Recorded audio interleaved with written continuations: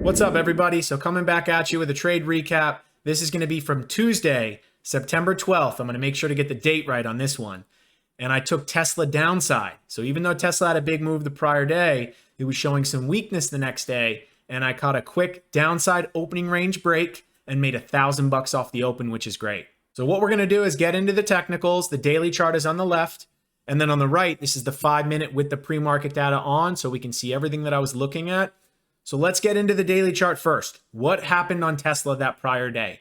Major breakout above this 261 level on elevated volume.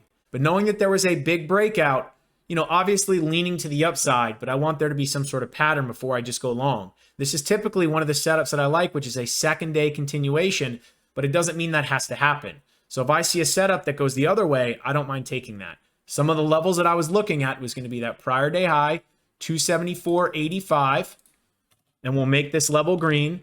So that way it's a very easy level to see that if we get above that, there could be some possible continuation. Putting prior day low, even though that was far away, just in case, because you never know, 260.61. If for some reason there's a failed breakout or failed continuation, and then it has an aggressive sell-off, I want to know where that prior day low is. But really, the more nitty-gritty of it, the technicals that I was looking at, let's now go to the right, looking at the 5-minute. So we have this pre-market high right around 272.72. And then we have this pre-market low, which was 270.20. So we had the pre-market high, the pre-market low, and really a main level that I was looking at too was some resistance. Look at this 272. That is a massive level.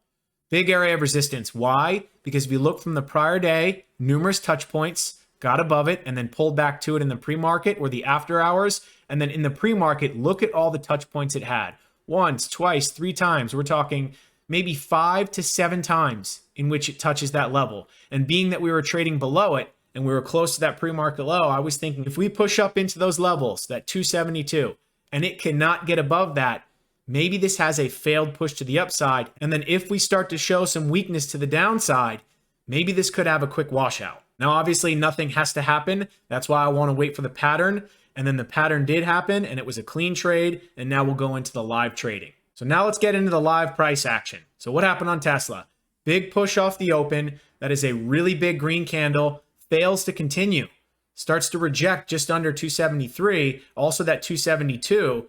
And now it's rolling over. It's under VWAP, and it's just getting kind of below that 9 EMA. The opening low is 270.60. So I was going for the downside opening range break once it rejected VWAP and that 272, just thinking there could be a washout to the downside. I ended up taking 10 270 puts, and I got filled at $5.05. And you're going to see that this ends up working very quickly in my favor. These are the best kind of scalp trades. When you get in at a decent spot, it ends up clearing out the low a day after rejecting to the upside, and then you get aggressive selling to the downside. And that's exactly what happened. So I am now nicely in the money. These contracts are trading right around 570, and I got filled at 505. So there is no reason to let this trade go red. And I have no idea how far down this is going to go, but I do know that there was some strength the prior day.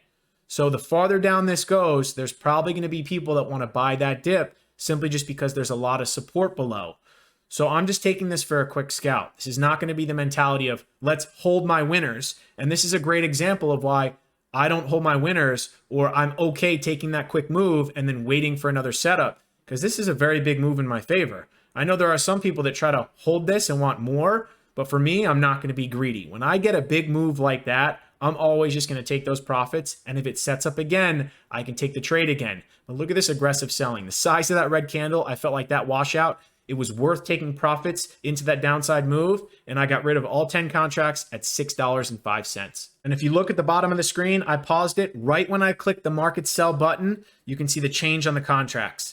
20%, and the dollar value was $5,046. So a relatively small amount of money to be involved in that trade, and I got a 20% return on those contracts, which is awesome. And when it was all said and done, that quick trade off the open led to $1,004 in profit in just over 1 minute. So that was the trade recap. I appreciate you watching. Feel free to like, comment, and subscribe, and I'll see you in the next one.